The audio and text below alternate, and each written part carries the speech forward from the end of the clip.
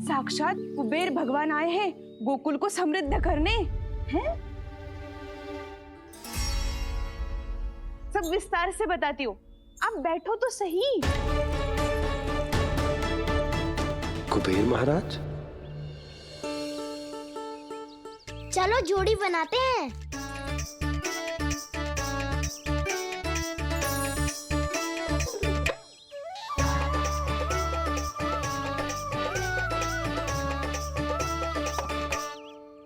मुझे तो किसी ने ना चुनो, मैं क्या करूं? अरे सुबल, तुझे तो सबसे महत्वपूर्ण भूमिका निभानी है। जो भी उस चट्टान को छूकर तेरे पास सबसे पहले पहुंचेगा वो जीत जाएगा।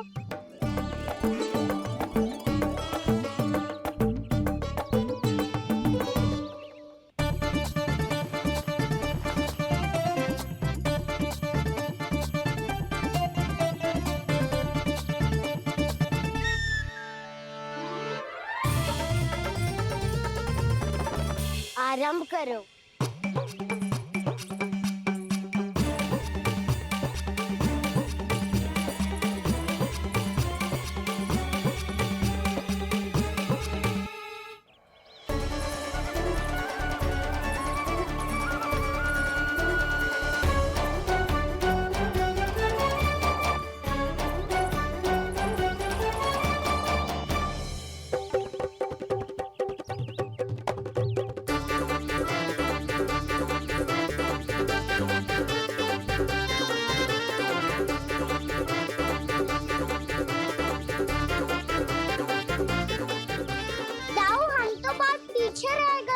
चिंता मत करो कान्हा, दौड़ के आरंभ में ही सारी शक्ति लगाने से हारने की आशंका बढ़ जाती है। देखो वो दोनों थक रहे हैं, यही समय है अपनी गति बढ़ाने का।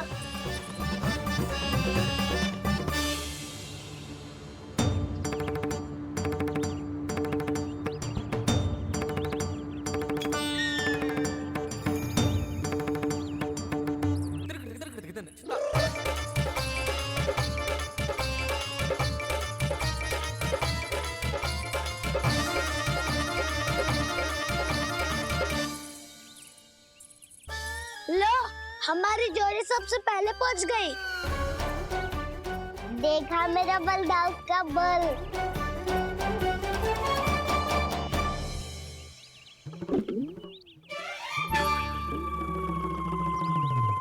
ताऊ, वो देखो।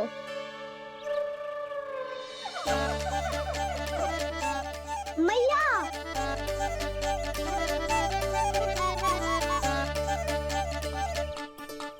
अपने परिवार या अपने सखाओं के साथ या किसी ऐसे व्यक्ति के साथ जिसे उसकी आवश्यकता हो बांट लेना चाहिए, ताकि सबके पास पर्याप्त हो और किसी को भी कछु कमी ना हो, किसी को वस्त्र के बिना रहना ना पड़े, भोजन के बिना सोना ना पड़े।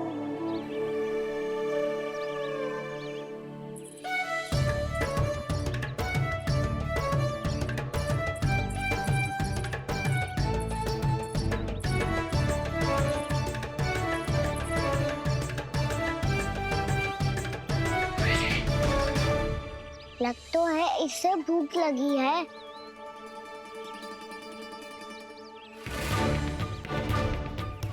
मेरी और क्या देख रहे हो?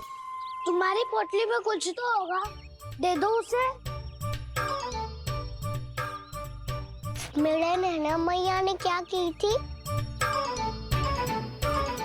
जब हम किसी और को देते हैं ना, उससे अनेक गुना नारायण हमें वापिस कर देते हैं।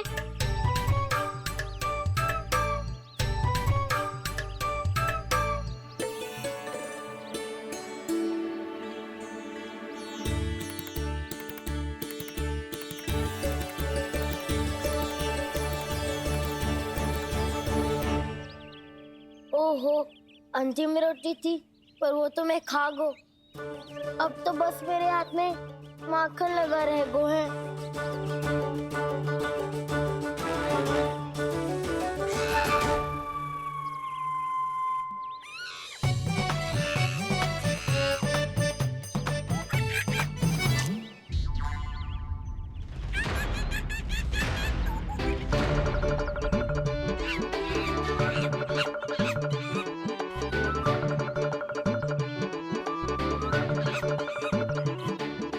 क्षमा करना सखा। तुम्हें देने के लिए मेरे पास कुछ नहीं है। अब आप ही बताओ, कोई 2 गुना मूल्य देगो तो हम शीघ्र ही धनवान बन जाएंगे कि ना? पर कोई 2 गुना मूल्य देगो ही क्यों?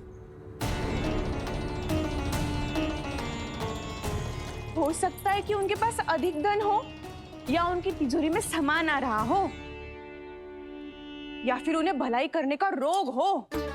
हमें तो आम खाने से मतलब है ना नंदराज।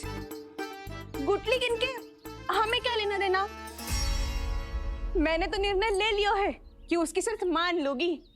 बस नारायण को साक्षी मानकर जब प्रण ही तो लेना है कि सारा का सारा दूध, घी, माखन अब से केवल उन्हीं को देना है मैंने। बस इतनी मांग रखी उसने? हाँ, आपको विश्वास ना हो रहा हो तो गोकुल में किसी से भी पूछ लियो। 2 गुना दाम दियो है परमानंद जी ने, इसलिए तो सबके सब आनंद के सागर में गोते लगा रहे हैं।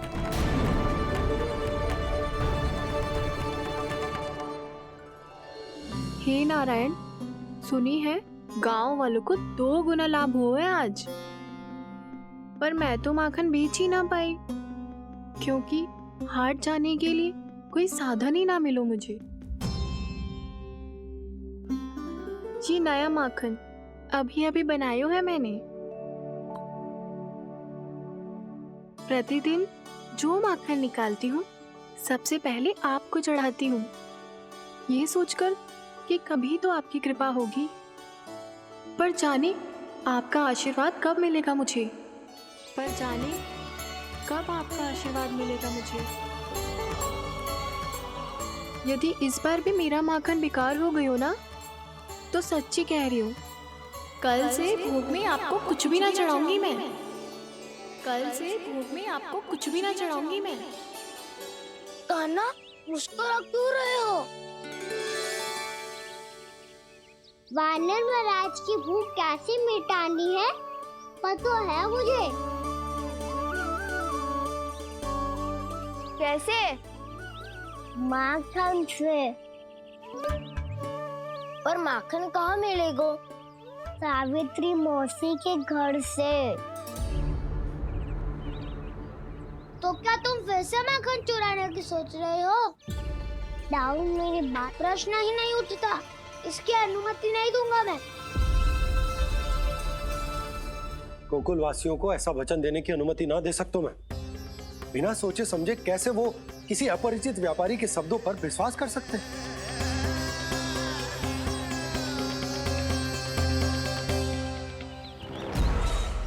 महाराज, गोकुल वासियों को अब धन के जाल जंजाल में फंसने से कोई नहीं रोक सकता। महाराज, मैं धन का ऐसा स्वाद चखा कर आया हूँ कि नंद चाहे जितना प्रयास करे, अब कोई भी गोकुल वासी उसके हित वचन सुनेगा भी नहीं। महाराज,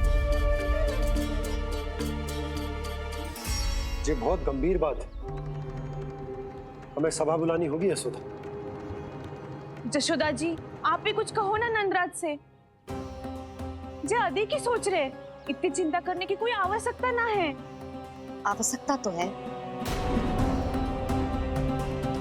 ऐसे तो जब कोई लोभ के जाल में फंस जाता है तो उसका बाहर निकलना असंभव है, किंतु फिर भी अपनी दृष्टि चौकन्नी रखना और कान गोकुल में होने वाली हर हलचल पर, क्योंकि मैं नहीं चाहता कि उस छलिया विष्णु अवतार का कोई भी छल मेरे मार्ग का रोड़ा बन पाए। अवश्य महाराज।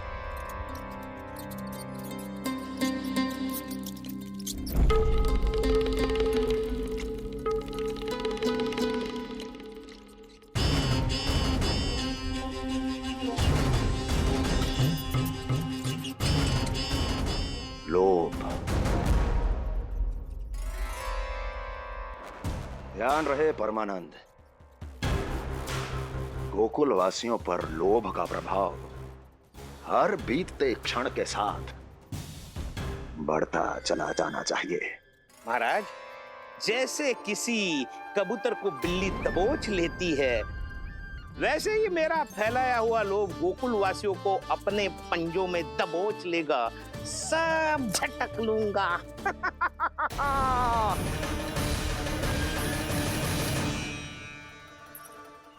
इससे पहले कि माखन पीला पड़ जाए, उसे आंच में तपाकर घी निकाल लेना चाहिए ना, तो पूरा का पूरा माखन बिगड़ जाता है।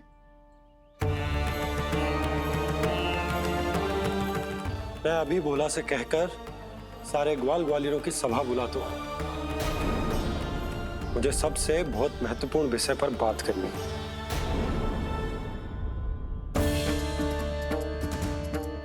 मति भ्रष्ट हो गई थी मेरी, जो यहाँ चली आई। अब कहीं ऐसा ना हो कि मेरा धनवान बनने का स्वप्न धरा का धरा रह जाए। सुलक्षणा, चिंता मत ही करो। अरे हम सबसे पहले तो वे अन्न के बारे में सोचते हैं। वे गोकुल वासियों को लोभ के फेर में कछु अनुचित ना करने देंगे। कहा ना मैंने, तुम्हें कुछ भी अनुचित करने नहीं दूंगा। दाऊ हूँ तुम्हारा। हाँ तो अनुचित बात करने देना दाऊ। पर मैं तो भलाई करना चाहता हूँ। भलाई? किसी की अनुमति या सहमति के बिना उसके यहाँ चोरी चुप के माखन खा लेना भलाई नहीं, चोरी कहलाती है। सखाओ, तुम ही बताओ, किसी भूखे प्राणी के लिए भोजन की व्यवस्था करना क्या होता है? भलाई। पड़े पड़े माखन चढ़ने के स्थान पर किसी का पेट भरे, वो क्या होता है? भलाई। किसी के मन की इच्छा पूरी करना क्या होता है?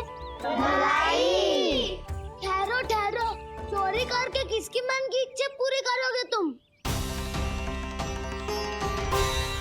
किसकी दाऊ? स्वयं सावित्री मौसी की। वही तो चाहती है कि मैं उनके घर आऊं और ढेर सारा माखन खाऊं।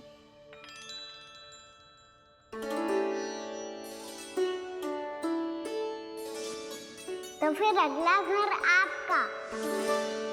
क्षण भर तो ऐसा लगो जैसे कान्हा ने मेरे मन की इच्छा सुन ली हो। वैसे कितना अच्छा हो तो यदि सुन ही ले तो। तुम्हारे कहने का अर्थ है कि सावित्री मौसी चाहती थी कि तुम उनके घर भी जाओ, जैसे जानकी के घर गए थे। ये बात तो उन्होंने मैया के सामने भी कही थी कि मैं उनके घर जाऊं। ये तो उनका सौभाग्य होएगा। किसी का सौभाग्य बिगाड़ते इतने बुरे ना है हम। ये बात तो सही कही है। मुझे भी कुछ अनुचित ना लगता है इसमें। तुम तो सत्यवादी हो मधुमंगल, तुम्हें क्या लगता है? अब बोल भी दो, वानर महाराज भूखे हैं। वानर महाराज से अधिक भूखा तो मुझे तू लग रहे हो। यदि कान्हा सच्ची में जैसा वानर महाराज की भूख मिटाने के लिए और सावित्री मौसी की इच्छा पूरी करने के लिए कर रहा है, तो दादी के सीख के अनुसार मुझे इसमें कछु अनुचित ना लगता। पक्का हम सच में चोरी नहीं भलाई करने जा रहे हैं। सही कहा दाऊ।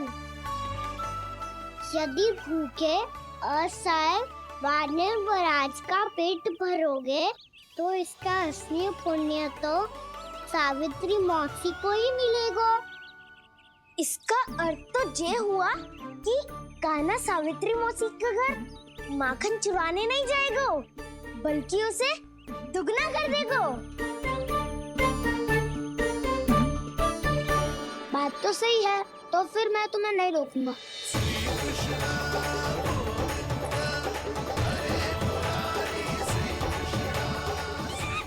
पर इस बार हम तुम्हें अकेले न जाने देंगे सखा। हाँ, हमें भी पुण्य अर्जित करना है और माखन भी।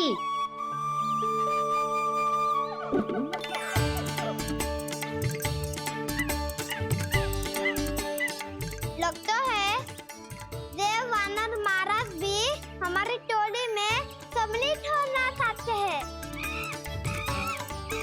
तब तो ये सब सबको ये कला सिखानी पड़ेगी।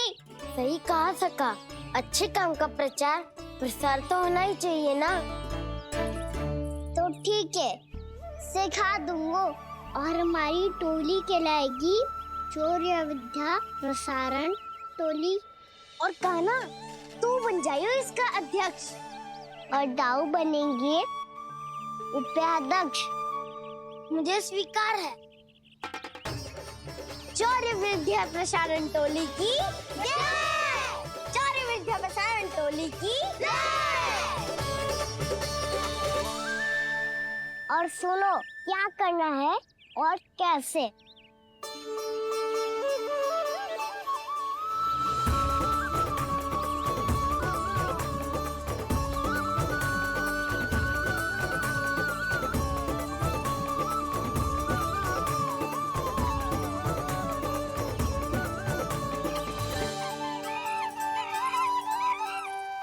आया कन्हैया रे आया रे माखन का चोर, रोके रुके ना ये सरपट लगाता है दौड़। तुम सब वहाँ छुप जाओ, मैं भीतर देखता हूँ। ना ध्वनि कोई हो ना पता कुछ लगे, आए चुपके से ग्वालों की टोली। चाहे कितना बचाओ छिपाओ कहीं, सारा मक्खन ये कर जाए खाली।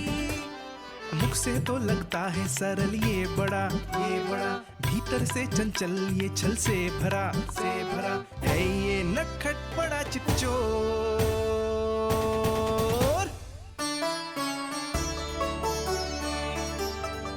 इतनी ऊपर टांग रही हो मासी। कान्हा सच में आ गयो तो मैं तो धन्य हो जाऊंगी।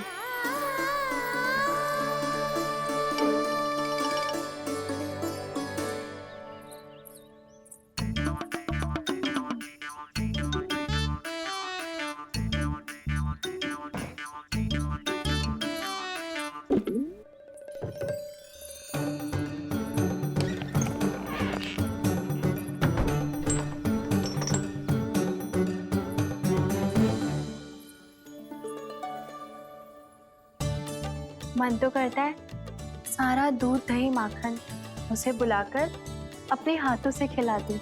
मुझे बुलाना भी चाहती हो और अनजाने में मेरे लिए कठिनाई भी बढ़ा रही हो। पर मेरे यहाँ क्यों आएगा कान्हा? इससे अच्छा तो यही होगा कि कल माखन बेचने के लिए कहीं से सकट का प्रबंध कर लूं।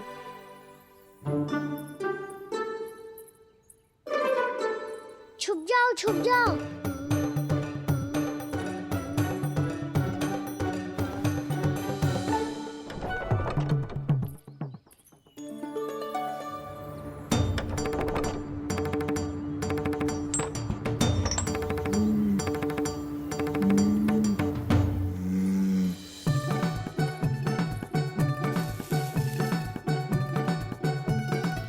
वैसे भी वो ठहरा राजकुमार, एक साधारण गोपी के यहाँ का माखन काहे खाएगो। तू भी बावली हो गई है सावित्री। कान्हा आना भी चाहे तो इतनी दूर आएगा कैसे?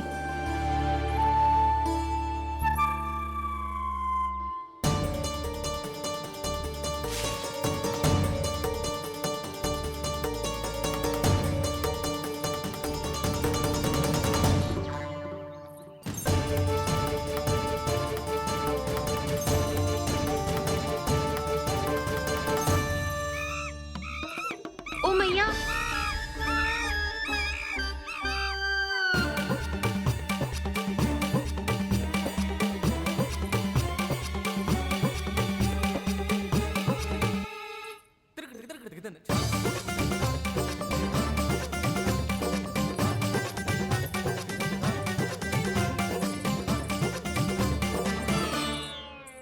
सब खड़े हो जाओ।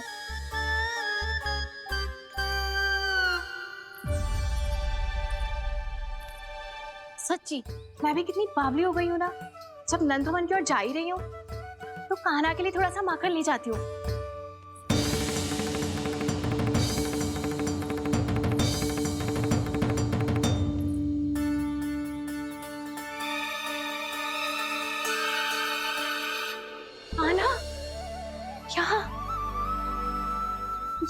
स्वप्न है या फिर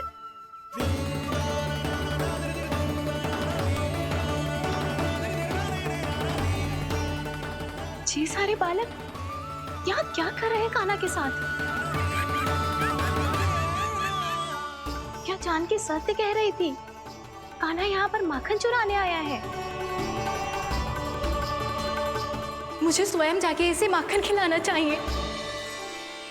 चलो सावित्री मौसी के वापस लौटने से पहले मैं कार्य समाप्त करके वापस भी जाना है।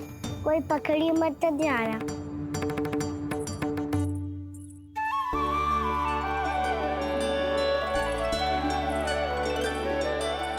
ये मुझे देख के भागो तो ना, ये जो कर रहा है, जैसे कर रहा है, मुझे करने देना चाहिए।